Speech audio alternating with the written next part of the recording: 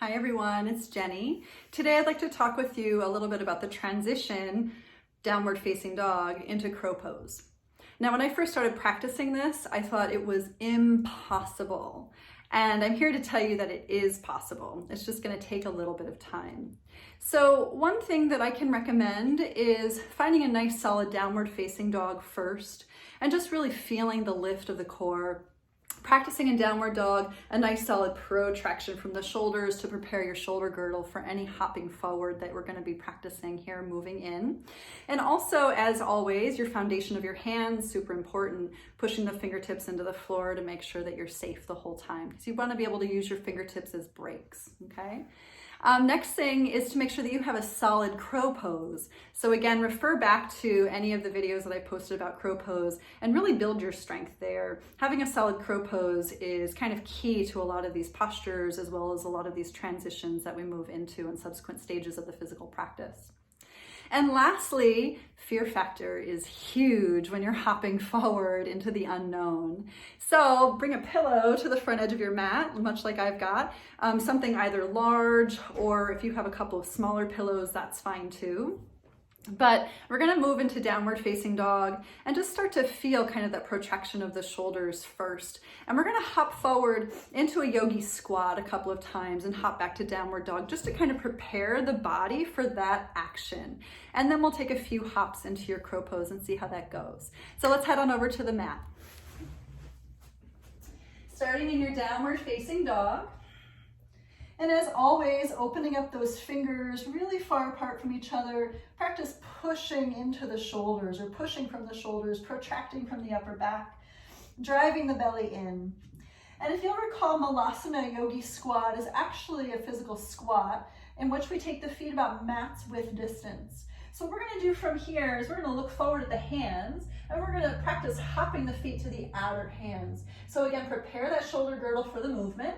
You can walk your feet up a little bit just for fun, bending into the knees, and then practice hopping forward, landing into your squat, and then we'll practice hopping back into downward dog. So protract from the shoulders and then land back into your downward dog.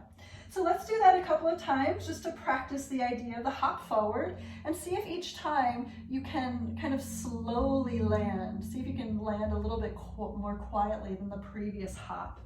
So just taking a few hops forward into your squat and a hops up and back into your downward dog. And just doing that again, pushing into your fingertips as you hop up and land and hop back up and back into your downward dog. It does take quite a while to build the strength enough to feel like that's pretty quietly done and achieved. So don't give up, just keep working on the strength and it'll come. The next step in the process is to walk the feet forward a little bit more, a little bit closer to the hands than a normal downward facing dog would be. And from here, the idea is to actually get into a little bit of a squat first.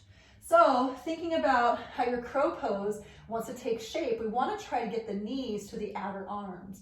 So the first few hops, we're actually going to hop forward and try to bring the knees to the upper outer arms. So here we go, hop forward, touch, my feet are on the floor, and then hop back to that same shape.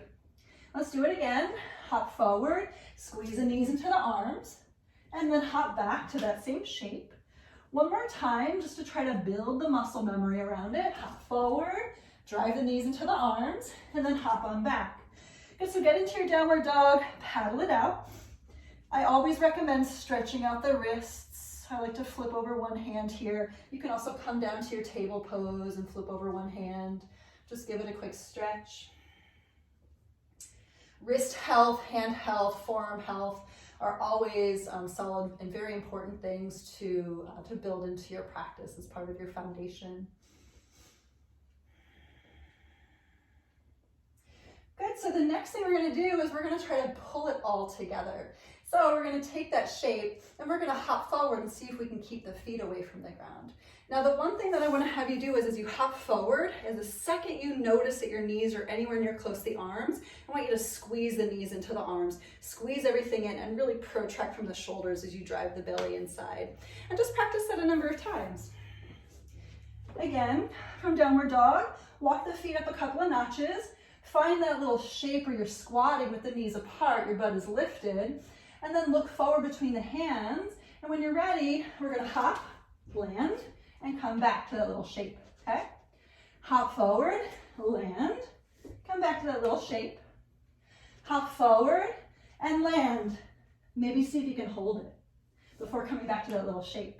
If you want to try a couple more times, just playing with it, see if you can get a little bit more lift.